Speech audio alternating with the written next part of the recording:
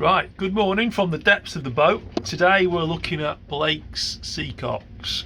Right, so Blake Seacocks, mine was seized, totally seized, but we got them out. So this is where my Seacocks are. Let me just turn the camera on a little bit for you. So here's my Seacock here. My Seacock was totally seized. There was no way of getting at it either, because you couldn't get a hammer around this side of it to hit it here or hit it here. But I've since found that's not the way to do things. You should be hitting with a hammer because it's like a tapered shaft. So the best way to get them out is get them out from the bottom of the boat, as in knocking them. Now then, mine it's supposed to have some little bronze screws in here. I'll just show you mine. So there's two, pull it apart. So there's a hole here and a hole here with a thread in it. So mine had these in, which was steel. Because they were steel, they corroded, and they took me 4 hours to get off, which was no fun at all. So they should be bronze. So I've ordered some other ones. They're not Blake's, but they are bronze. So they're the replacement ones anyway. Right, so to get them off, in my boat, or my previous boat, I found one of these. A little spanner that had been cut in half. I thought, why has it been cut in half? When they're on the engine, couldn't suss it out. Now we know why. Everyone should have some of they've got Blake Seacocks. You need a little spanner cut in half, and ideally, mine it's a 5/16. I believe it is. I shall just double check for you, but I'm sure indeed it is a 5/16. Afterwards, I actually went with another one. Yeah, right. So it's 5/16. 5/16, or I think it's about 15 mil. 15 mil will enable you to get off the little locking nuts which are on the bottom here. So normally they're just only kind of finger tight.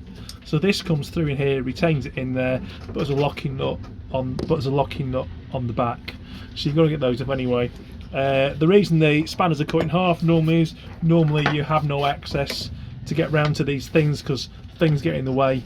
So that's why they're cut in half. So 5/16, cut one in half, or about 15 mil. They should only be finger tight, but they should be bronze. If they're not bronze, even the stainless. If they're stainless, you've got to really keep an eye on them. But if you can, get the bronze. But I believe the Blake's ones cost an absolute fortune. So to get mine off in the end, I took the retaining piece off, which was this piece. I got that off there. I scraped all the crud from around here, as much as I could off there. Put loads and loads of WD-40 down there over the course of say 2 or 3 days, and then I heated up the shaft with a hot air gun, but things did start smoking. So all around here I heated that with a hot air gun to see if I can try to melt or dislodge some of the grease, but ultimately I wanted to try and expand this. Then I got myself half a broomstick, went down below, shoved the broomstick up here, 5 big smacks, and yes, it did just pop out. Right, so once it's out, what do you do with it? Here it is out. So you can see where it's sat. This is where obviously this here is at that angle there to let the water in. Obviously when it's turned off, it's going the other way around, so no water can get through. So normally you find an area which is open to the elements, which is all kind of quite pitted. This actually isn't that bad really. So the first job is clean this off, get all the rubbish out of here, which I have done already, and then you get yourself some grinding paste. Mine's got one, coarse this end, fine this end. So what you do with the grinding paste is, so you get your grinding paste, you put your grinding paste all the way along here. Sorry, there's a wire in the way. I can't get the wire in the way at all. I'm trying to do it one-handed because there's no room down here. Get your grinding paste all over this. And then once you've done that, you simply put it back into the Seacock, and then basically you're grinding it to try and give it a nice surface which is matching the Seacock. So You can probably put too much on, I don't know. More the merrier. Right, so you've got it all on there. You then stick it back in there. Tissue, get all the stuff off your fingers again.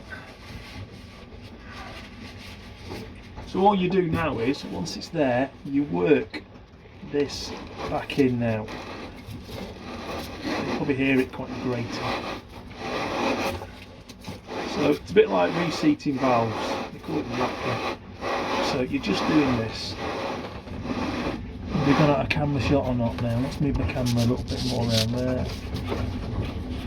This is me balancing the phone in there. Oh, it's not going to work. Is it there? Yeah.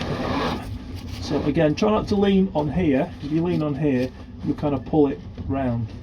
So you need to go and get it from the centre, make sure you get it all the way evenly.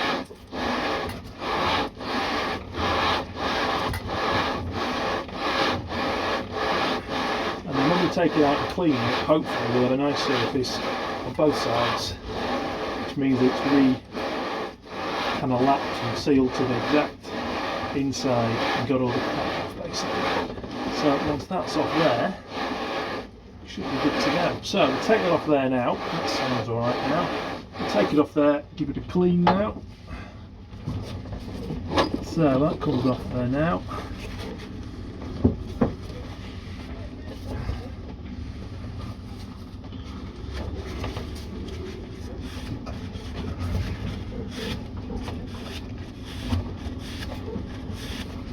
Show you again in a second. I know you're at the shop.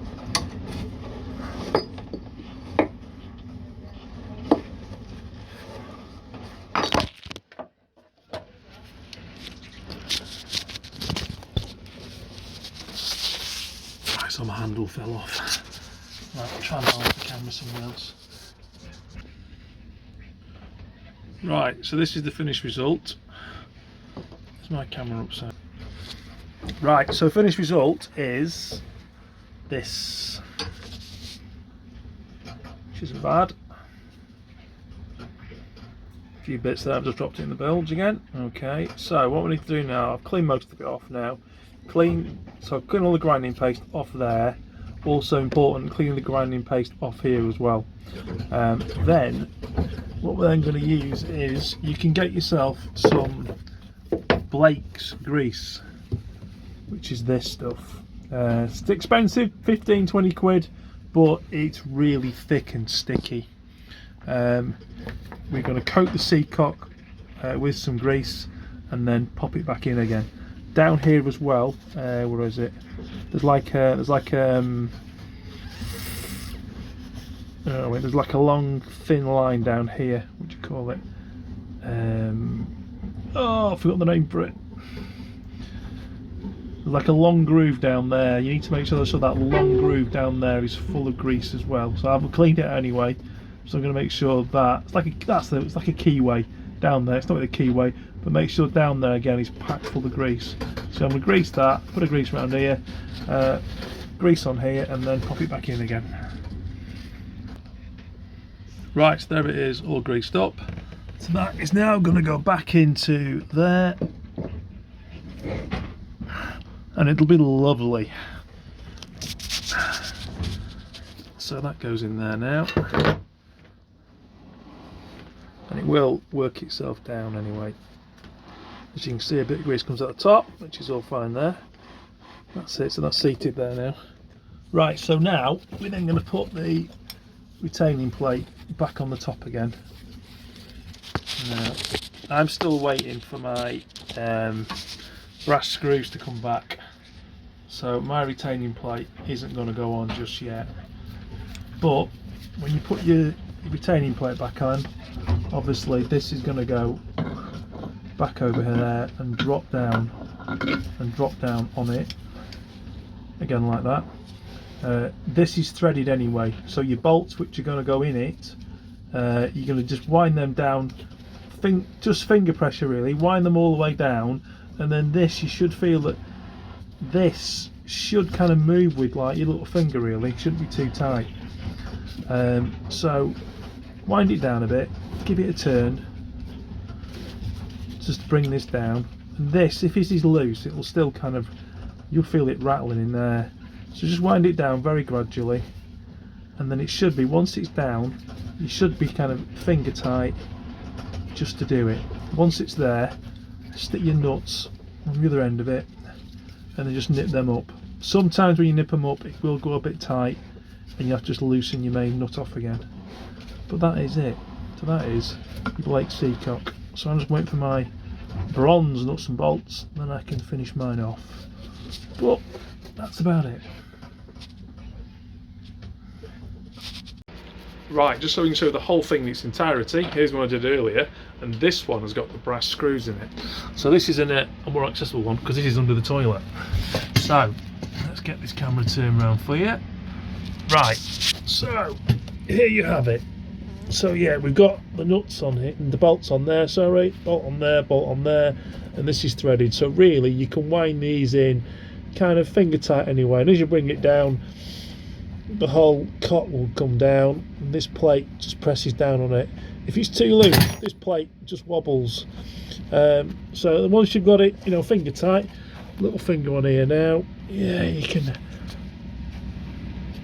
move that quite easily now. Maybe could slant it off a little bit. So get it on there, then you can put these on and just nip these nuts up slightly. If you get, as you do it, you might find you might have gone over the top and you might just have to loosen it again and just back this off a little bit and then tighten it again. Sometimes it does tighten it up. So that's it, good to go. So once in the water, first thing is check these. So if they do leak, apparently the grease is supposed to stop a whole lot of water anyway. Does a really good job of that. So if need be, spanners on standby when it goes in the water. Just check them all out, but if it does, it's just a case of nip these up a little bit. Yeah, so just going back to it again now. So all you're going to need for that job is going to be some grinding paste. I use the fine end on there. There's a coarse end as well, but the fine end is enough. And some Blake's Seacock grease. And don't forget, if you can, get yourself your little spanners, cut them in half. 15mm tends to do it. If they're not, 15mm tends to do it, but these are the old-fashioned ones. So these are actually 5/16, I believe they are. But they shouldn't be that tight anyway, if hopefully the original brass ones. Okay, there you have it, Seacocks.